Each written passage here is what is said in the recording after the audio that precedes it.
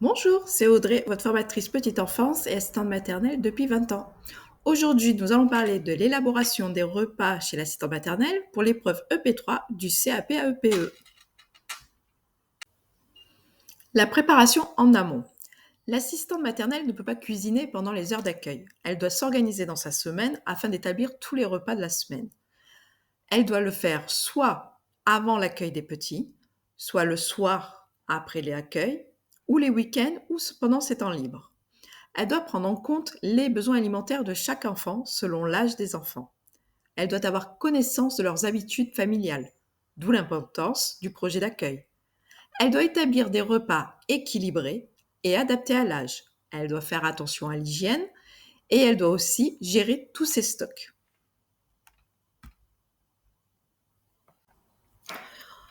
L'hygiène et la sécurité. Il est essentiel de se laver les mains avant toute préparation de repas. Les plans de travail doivent être désinfectés. En ce qui concerne la conservation des aliments, chaque repas que vous préparez doit être dans un contenant hermétique et placé au réfrigérateur dans les 24 heures données aux enfants ou le placer au congélateur. Notez bien la date de la préparation. Vous pouvez le garder dans le congélateur pendant 1 mois. Il doit être donné dans les 24 heures. Attention, on ne recongèle pas un plat qui a déjà été congelé. Le matériel doit être propre et adapté. Ce sont ces petits gestes qui garantira la sécurité pour les tout petits que vous accompagnez chaque jour. Votre organisation en cuisine. La préparation des repas doit être faite en avance pour plus de visibilité pour la semaine et puis vous pouvez indiquer aux parents une fiche menu par semaine. Il est important de gérer ses stocks. De plus, si jamais un jour un plat se renverse, il faut que vous ayez toujours un plat d'avance. Alors ça peut être un repas industriel que vous avez toujours chez vous, au cas où, ou alors vous faites plus de repas, vous prévoyez 1 ou 2 portions en plus.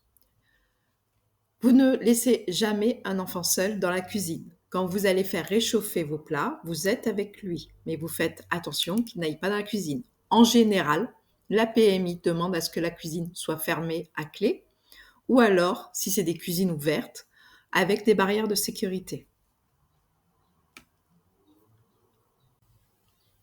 Lorsque vous préparez les repas, vous devez faire attention aux textures et aux portions. Mixez dès 4 à 6 mois. Bien lisse la purée. Les portions, au début de diversification, vous savez que ce sera toujours des petites cuillères. On établit chaque fois un légume tous les 48 heures. Mais ça, selon ce que le pédiatre de votre enfant accueilli prescrira aux parents.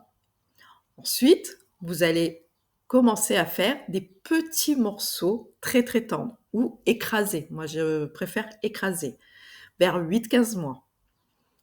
Et après 15 mois, des petits morceaux bien tendres jusqu'à 2-3 ans qu'il faut que ce soit tendre. Sachant que vers 2 ans, l'enfant commencera quand même à manger à peu près comme des textures comme un adulte. Mais il faut être toujours prudent.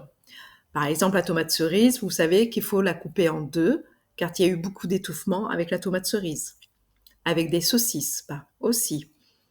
On sait que il est essentiel, de toute façon, de surveiller toujours les enfants lors de la prise des repas. Pour finir, pour respecter les besoins de l'enfant, vous devez être capable de respecter les quantités, donc de connaître les étapes de la diversification de l'enfant. Pour cela, vous pouvez vous aider du programme national nutrition santé.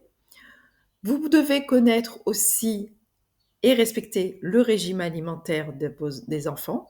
S'il y a des allergies ou des intolérances, un projet d'accueil individualisé, donc le PAI, devra être respecté. La PMI devra être informée que vous avez un enfant avec un PAI. Et vous devez surtout suivre les recommandations des parents qui auront des recommandations du pédiatre. Pour votre épreuve de EP3, il y aura, en général, toujours un menu à confectionner pour un des enfants. En général, vous pouvez être sûr que c'est pour un enfant qui a une intolérance, une allergie ou qui n'aime pas un certain goût.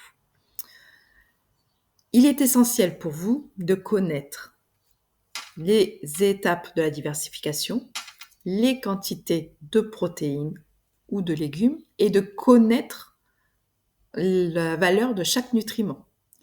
À quoi servent des protéines? À quoi servent des lipides?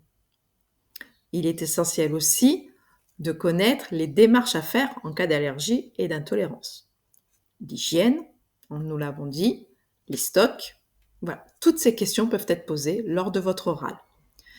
Si vous avez besoin d'aide, vous savez, sur mon site, vous pouvez prendre rendez-vous et nous pouvons en discuter. Je fais des accompagnements personnalisés sur l'année ou alors en séance individuelle. Il y a également des fiches de cours qui sont disponibles sur mon site, sur le site www.destinationpetiteenfanceréussie.com. Vous pouvez me contacter sur ma page Facebook Destination Petite Enfance Réussie. Et moi, je vous dis à bientôt pour une nouvelle vidéo et bon courage pour vos révisions.